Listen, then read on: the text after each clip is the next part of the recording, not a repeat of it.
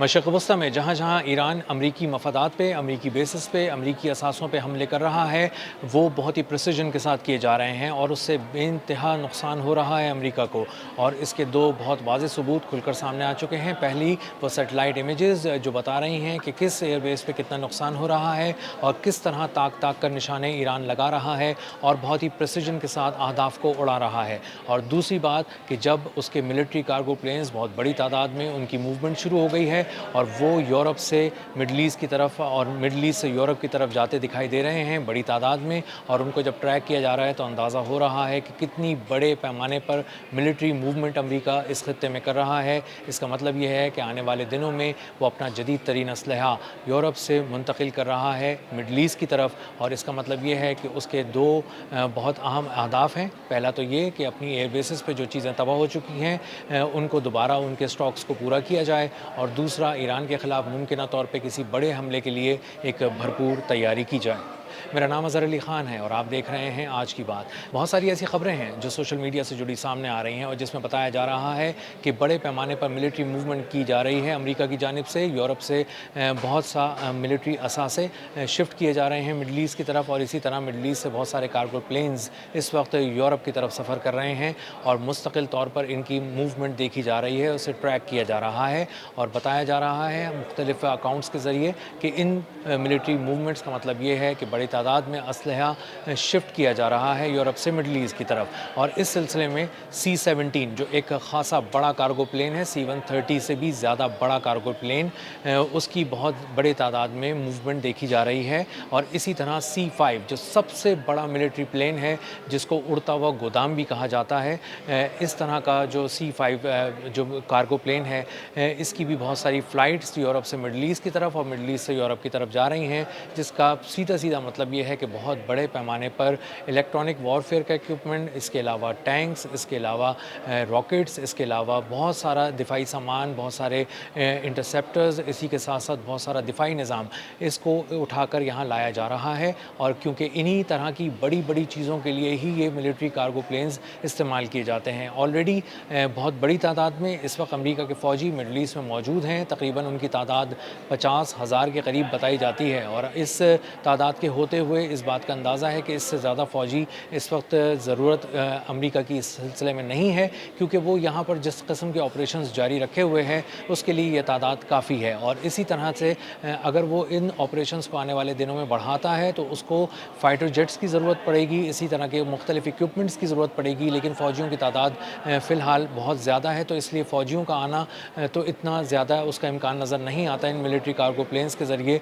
लेकिन ये ज़रूर है कि वो बहुत सारा दिफाई निज़ाम यहाँ पर लाना चाह रहे हैं, बहुत सारे हथियार यहाँ पे पहुँचाए जा रहे हैं, जदीद तरीन बख्तरबंद गाड़ियाँ, टैंक्स वगैरह भी लाए जा सकते हैं, और इसी तरह का बहुत सारा ऐसा इक्विपमेंट जो किसी तरह की जंग में आगे जाके काम आता है, इसकी मूवमेंट गैर मामूली तौर पे यहाँ पर इस खत्ते के अंदर हो रही है। बताया जाता है कि कम से कम 100 रिफ्यूलिंग टैंकर्स के C-135 पहुँचाए गए हैं, और ये इसराइल पहुँचाए गए हैं, मुख्तलिफ एयर बेसिस पे इसराइल की पहुँचाए गए हैं और इनको डिप्लॉय कर दिया गया है। और इसलिए कि कहीं अगर ज़रूरत पड़ती है, डीप इनसाइड ईरान के अंदर कोई स्ट्राइक करनी पड़ती है और उसके लिए जदीद तरीन लड़ाका तैयारों की मदद ली जाती है, तो बमबारी करने के बाद ये लड़ाका तैयारों की वापसी अपनी एयर बेसिस पे इतनी आसान नहीं है, क्योंकि उनका फ्यूल, उनके टैंक्स जो हैं वो महदूद हैं और एक बहुत बड़ी मिलिट्री मुहिम के लिए वो नाकाफ़ी हैं। इसीलिए रिफ्यूलिंग टैंकर्स यहाँ पर मंगवाए गए हैं ताकि फ़िज़ा में ही ईंधन भरकर उनको एक नई ज़िंदगी दी जाए और उन तैयारों को, उनके अहदाफ़ को निशाना बनाकर वापस बुलाए जाने की, वापस जाने की उनके अंदर किसी तरह से भी अहलियत हो। इसी तरह B-1B तैयारे भी जो यूरोप के मुख्तलिफ़ डेस्टिनेशन से रवाना किए गए थे और उनको एयर बेसिस से उड़ाया गया था और उनको मिडल ईस्ट की तरफ मंगवाया गया था। बताया जाता है कि उनमें से एक B-1B बमबार तैयारे ने बड़े पैमाने पर बमबारी की है एक मिलिट्री मुहिम के दौरान, और यहाँ फ़ौजी मुहिम के दौरान जब उसने ईरान के ख़िलाफ़ बमबारी की है तो बहुत बड़े पैमाने पर नुकसान पहुँचाया है। ये B-1B तैयारे वो हैं जिनको ख़ास तौर पर यहाँ मंगवाया गया है। कम से कम 4 B-1B तैयारे यूरोप से पहुँचे हैं मिडल ईस्ट की तरफ, और इनको इस्तेमाल किया जाना है। एक B-1B तैयारा जो को अगर किसी मुहिम पे भेजा जाता है तो कम से कम 10 फाइटर जेट्स के बराबर वो बारूदी मवाद गिरा सकता है और बड़े पैमाने पर तबाही मचा सकता है। इसीलिए B-1B तैयारों को पहली बार इस पूरे वॉर थिएटर के अंदर लाया गया है और इसके अंदर अमेरिका ने پچھلے 5 ماہ کے دوران اس طیارے کو کبھی نہیں بلایا تھا، لیکن اب اس کو ضرورت محسوس ہو رہی ہے کہ اس کو جب بھی کہیں کوئی بمباری کرنی ہوتی ہے، بڑے پیمانے پہ کرنی ہوتی ہے اور بڑے اہداف کو اڑانا ہوتا ہے تو اس کے لیے B-1B کا استعمال کیا جاتا ہے۔ تو فائٹر جیٹ سے لے کر B-1B بمبار طیاروں اور اس کے بعد کارگو پلینز کی غیر معمولی ملٹری موومنٹ یہ بات بتا رہی ہے کہ پک ایکس ماؤنٹین، جس کے بارے میں پچھلے کچھ دنوں سے بہت زیادہ بات ہو رہی ہے، ایک ایسی پہاڑی جو راک سالڈ ہے،